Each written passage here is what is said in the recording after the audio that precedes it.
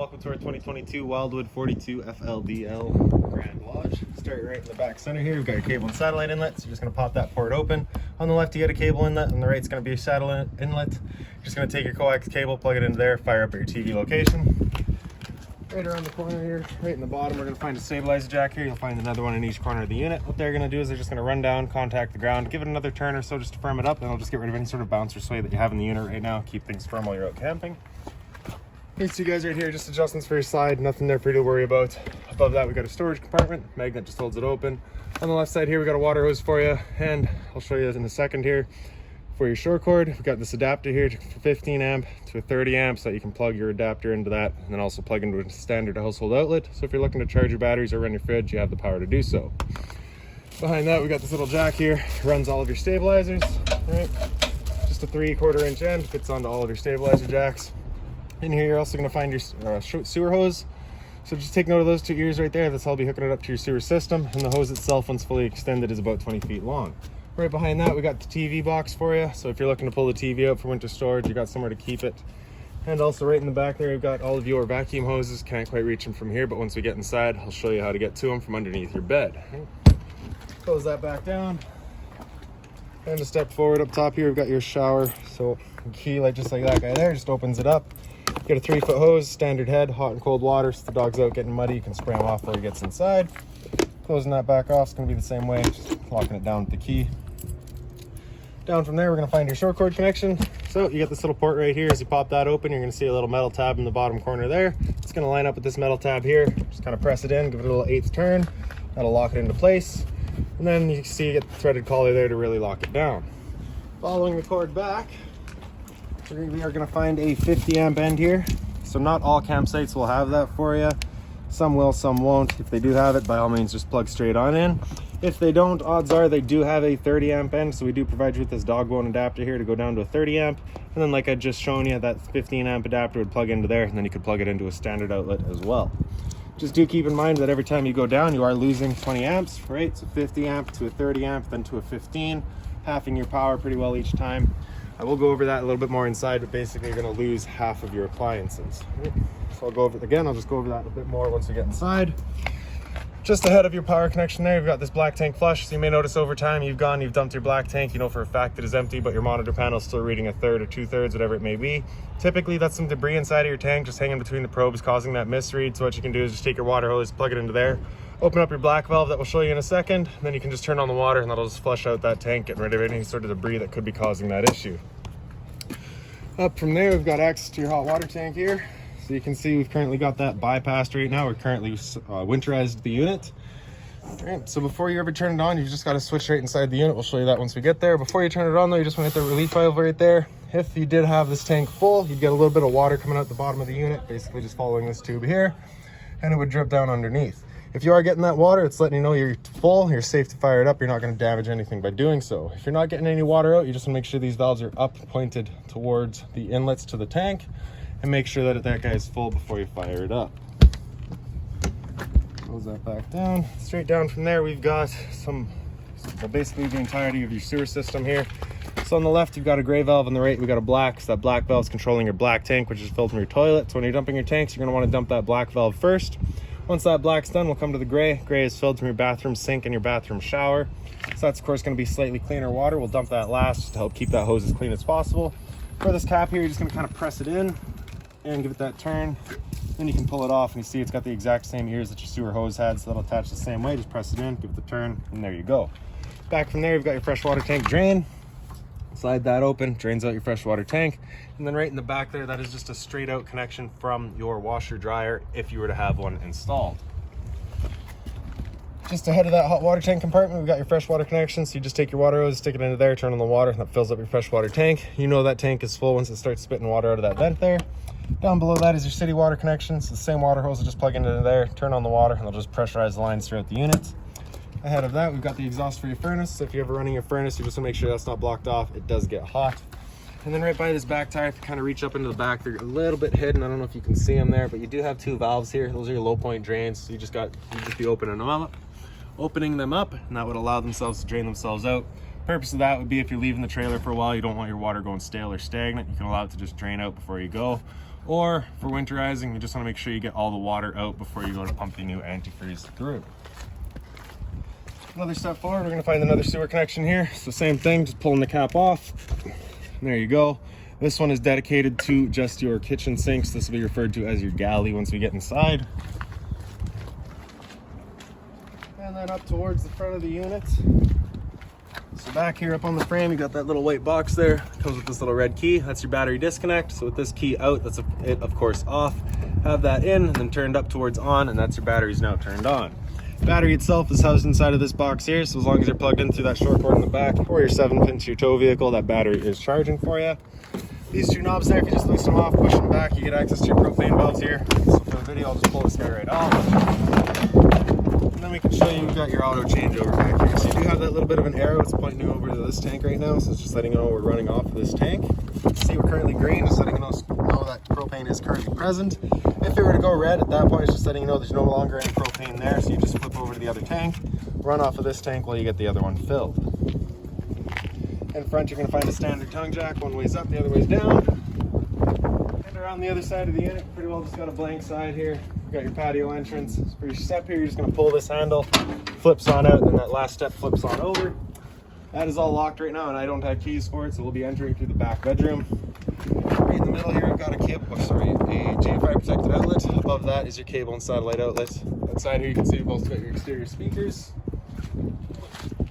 And really, that is about it for this side. So now we'll make our way inside of the unit.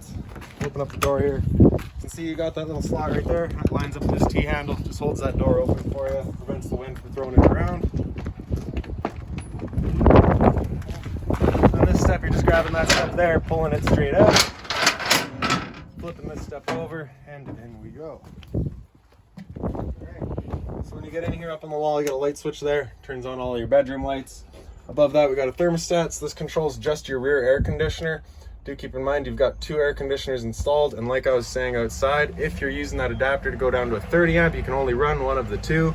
The only time you'll be able to run both air conditioners at the same time is if you're plugged into a 50 amp outlet. So as we press that bottom bar, it'll wake up the thermostat, press it again to come into fan speed low. So at that point, it's just going to turn the fan on low. There's no cooling involved, just moving air around. After fan low, you hit that bar again, it'll come into fan high. So same thing, just moving air around with the high fan. After that, if we hit it again, it'll come into cool high. So at this point, the high fan is going to stay on all the time, and the compressor will cut in and out as needed, giving you cooling. Hit it again, it'll come into cool low. So same idea, low fan all the time, compressor in and out as needed. Hit that again, it'll come into cool low auto. At that point, it becomes an on-demand system where both the compressor and the fan will cut in and out as needed. Only ever using the low fan though. Same idea here on high auto, so, in and out as needed, on demand, high fan. Temp selection is just with your arrows there. I will show you the rear outlet once we get upstairs into your loft area, and I'll be able to kind of show you how to control your airflow. After cool high auto on this rear thermostat, if we hit that bar again, it comes down to off and just cycles back around. So that's it for that. We'll make our way up front.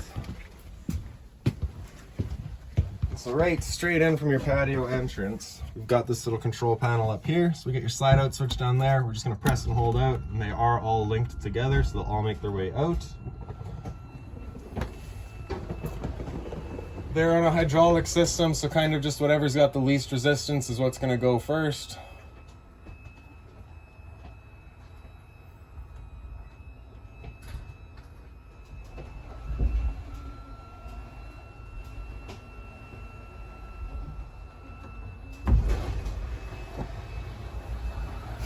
And once they're all fully extended, you'll just hear a bit of a whine on the motor. If you had lights on, they'd also kind of dim as well. And that's it. All right. So that was your slide out. In the center here, you've got your ceiling light. Turn that on. Sends power actually just to this switch. And then as we touch that switch, it'll turn on all of your ceiling lights. All right. And then if you press and hold that switch, you'll notice the lights will start to dim themselves.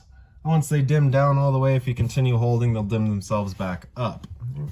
On the left here, you've got your outside lights that I believe just turns on a porch light outside. I'll show you that once we get out there and show you your awning. Up top here, that light switch turns on something or other. It's an outside light of some sort, I'm pretty sure.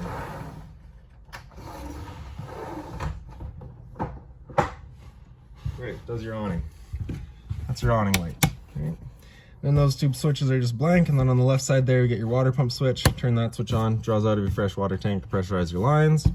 Up above that we got battery on the far left there, so you can see we're currently F, so because we're charging we're currently full. 2/3 would be like kind of your good, 1/3 is fair, and E is low. So your fresh tank, as you fill that up, it'll go to 1/3, 2/3 and full. For your black one, same idea, as well as your gray and your galley. Above there we've got the same thermostat here, so it works the exact same as the one in the back. We got your fan low, the fan high, the cool low, and into your autos. And then after the cool high auto, the other one, the thermostat in the back would have gone to off. This one here is going to come into heat because this one is tied in with your furnace. So at that point it would of course turn on your furnace. Temp selection just with your arrows there. Furnace is going to be moving its air through all these floor registers that you have throughout the units. Now the first couple of times you use that furnace, you may get a bit of a smell throughout the unit. It's just the new furnace smell. I wish I could help you, I'm sorry. Hit that bar again after that, come down into off, and just cycles back around. GFI protected outlet here, so test on the bottom, reset up top. So pretty much all of your outlets are tied through this guy here. So if you ever have an outlet that doesn't work, just come and check this guy right away. This compartment's here. It's just got that little binder in here for you. It's got all of your owner's manuals, all of your keys, any remotes, anything like that for the unit you're gonna find in there. Up on this wall here, you got that little sticker there, so that barcode, if you just scan that, it'll take you to Wildwood's website and give you all the information on the units. Down here is just storage, but in the back corner here, you do have your ice maker shut off. So with that pulled out, that is it closed off. Once you've got the unit summarized and you've got just water in the unit, you'll push that back in and that'll activate your ice maker. Your ice maker, of course, is in your fridge here. So for fridge, you just got the travel latch here. Just got Velcro straps, basically. Just undo those, pull them out of the way. Lay them off to the side. Then here we've got your fridge, so you can see all your controls across the top there. Then down below, we have your freezer. For the travel straps, they are different lengths. So for your short one, it's going to go around the fridge handles. And the longer one will go down and connect to the freezer as well.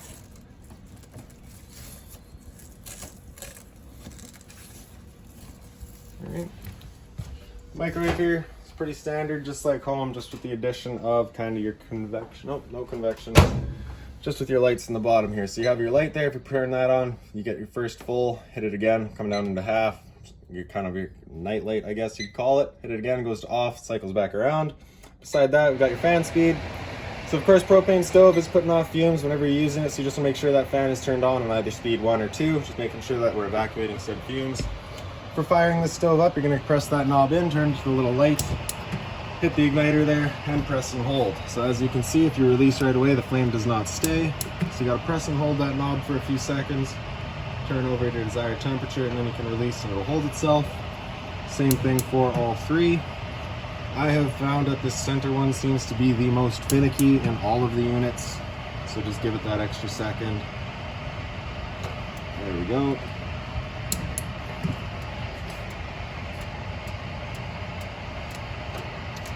As simple as that. Once we're done, we can turn them all off.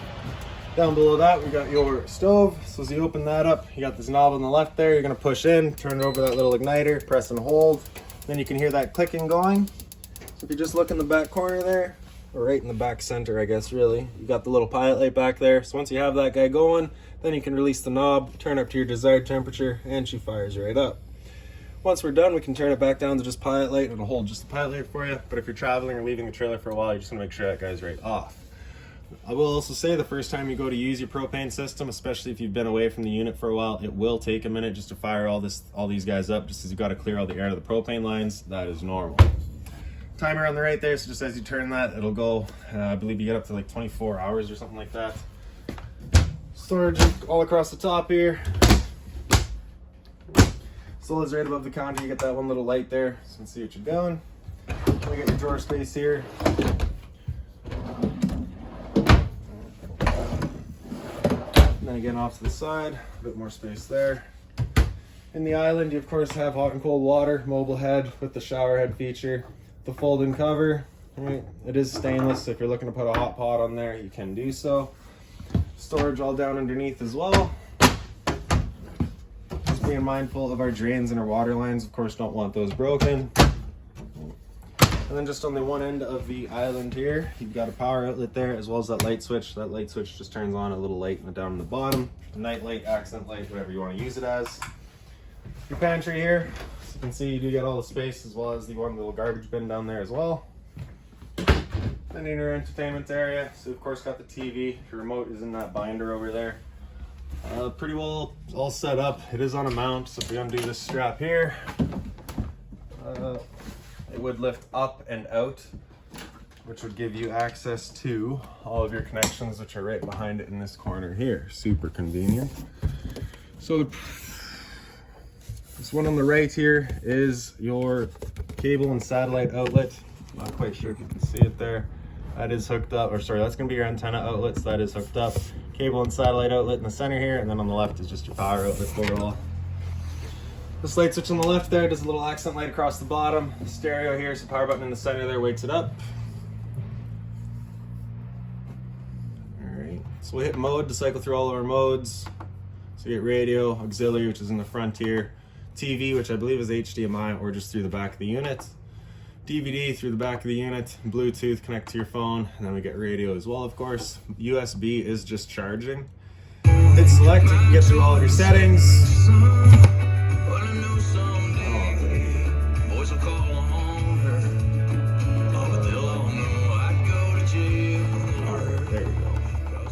Okay, so volume there is on the right, mute's on the far right. Zone 1 is the soundbar itself, Zone 2 is your outside set of speakers. Seeks, pause and play, and then as you saw, your selection gets through all of your settings. And the power button there, turn it back off. Down below that we got your fireplace, so on the right there you get your power button. Center right you have your color. Right, so you get your orange with the orange flame, or you can go blue, or you can go purple. Purple's kind of my favorite, to be honest with you. In the center there we get the temperature selection, so you get low and high. Well, actually that'll be your fan, I guess. Center left is going to be the temperature itself, so it's goal temperature. Once it reaches that, turn itself off. You can see the readout in the bottom corner there.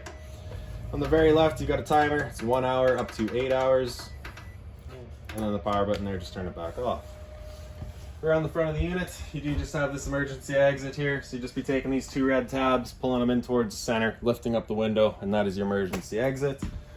This couch here, if you get rid of these back cushions and throw them off to the side, pick up kind of the foot here and bring these legs out and pull this guy up and out of there, lay it down, flip this back half over, and you get a bed spot there. Once we're done, ready for breakfast, you're going to flip that back up, pick up the foot of the bed, bring those legs back in, fold it in half, it'll fall into place, and then just place your cushions back in the back there.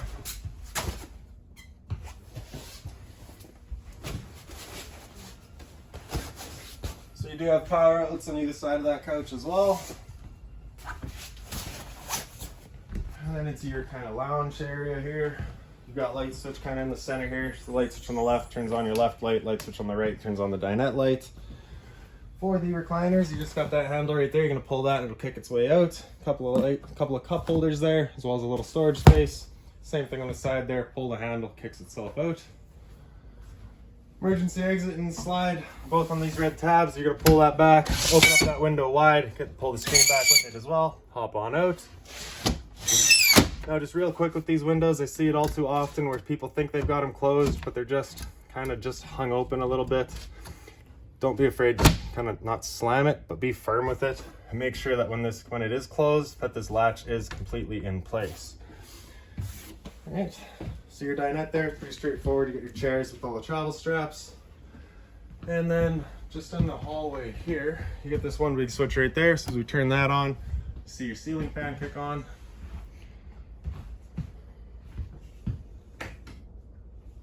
I could have that chain off.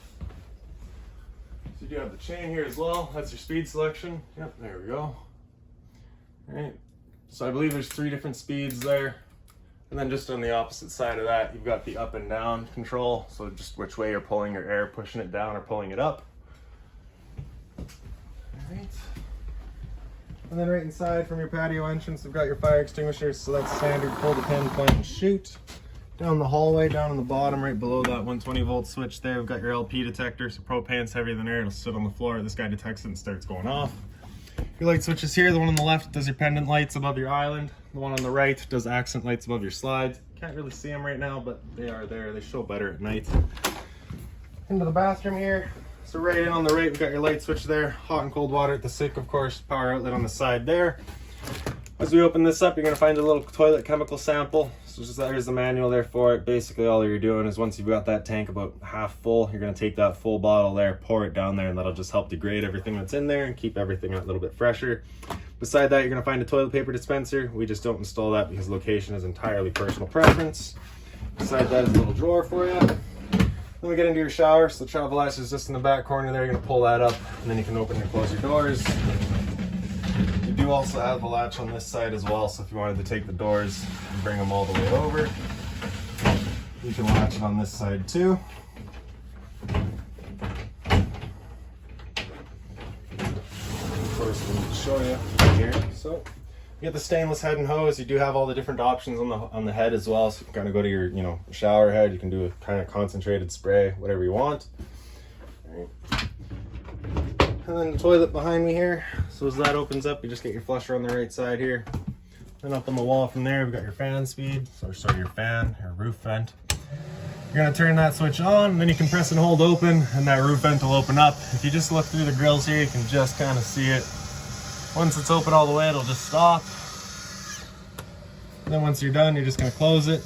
If you turn that off, you cannot open or close it. You do have to have the power turned on, and then you can open and close it.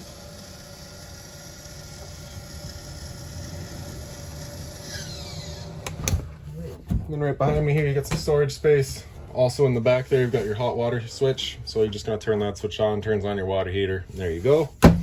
Below that's a little bit more storage. And then below that again, we've just got the return air for your furnace. So you just wanna make sure you're not blocking that off. And now we'll head up into, hallway here. We've got your slide out switch. Press and hold extend, and your slide will make its way out, or sorry, your awning will make its way out.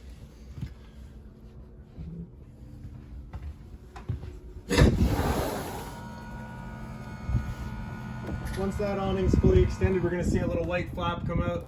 I'm not gonna fully extend it today, actually, just it seems a little windy. If you go onto our YouTube site and look for another 42 FLDL, it has the exact same awning. It'll run the exact same way. And you will hear me say in that video that once you get up to about 15-20 kilometers an hour wind, you want to bring it back in just so you're not running the risk of bending your arms. And so that's exactly why we're going to leave it in today. So into your stairwell here, you got the light switch there, turns on your lights to the stairway. And then as we come up the stairwell here, up on the right, we've got your light switch there, turning that guy on. Then we can make our way into a little bunkhouse here. So up in the back corner, you do have USB charging as well as a power outlet for it up here. And then up towards the corner, you do have a TV backer here. So if you're looking to mount a TV, it's going right there. Power outlet right above it, as well as your cable and satellite outlet for it. This window right here is an emergency exit. So you just be taking this red tab here to get rid of the screen, taking this handle there, throwing it outside and hopping on out. Very similar sort of setup towards the back here. So again, you just get the light switch up on the wall there. And then as we come into the back, you can see you have the two little bunk spots. You do have a power outlet as well as USB charging in the back corner there.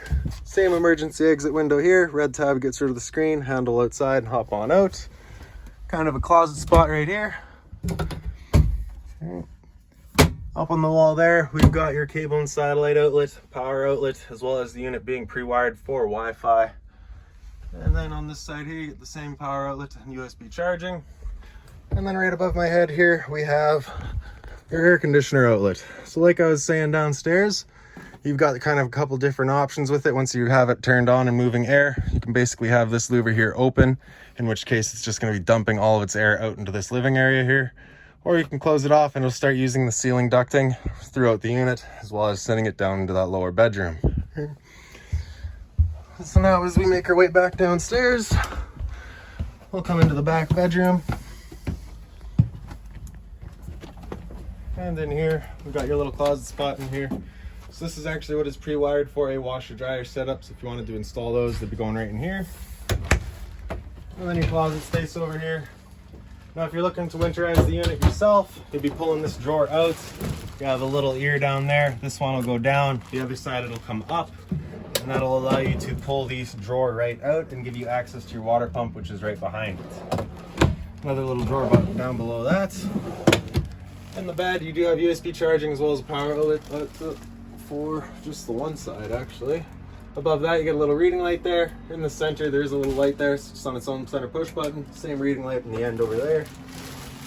And if we pick up the foot of your bed, you do get access to that outside storage compartment. So you can see we've got your vacuum hose right in there. Your vacuum hose, I'll show you where that'll attach in just a minute here. But I will just go through kind of your storage space back here. So you get all your drawers. As well as down here, we've got your converter. So just press it in the center there, it pops on open. You get all of your breakers along the center there. Whenever a breaker breaks, it's gonna sit in the middle. So just turn it off and then back on. And then on the right side, we get all of your fuses. If a fuse would ever pop, you'll get a little red LED right beside it, letting you know exactly which one went. All right, and then up here, we've got cable and satellite outlet up top, antenna outlet in the bottom. So you just get that little button right there, turns on your antenna. That will actually help clear up your stereo signal as well if you're having trouble with that. Power outlet, of course. And then lastly, we'll just show you that vacuum here. So right down in the bottom, super simple. You get your power switch over there, turn it on. That's where your hose will go into and attach there. If you're ever looking to change your bag, you're just gonna pull that slider over. You can open it up and you get access to that bag back there. Then this guy here is actually just linked in with it all, so it kind of prevents your need for a dustpan. You can just sweep everything over to right here, turn on the vacuum, and it'll just suck all that dirt up for you. All right, well that's about it for this guy. If you've got any other questions on the unit, please feel free to give us a call, 204-237-7272.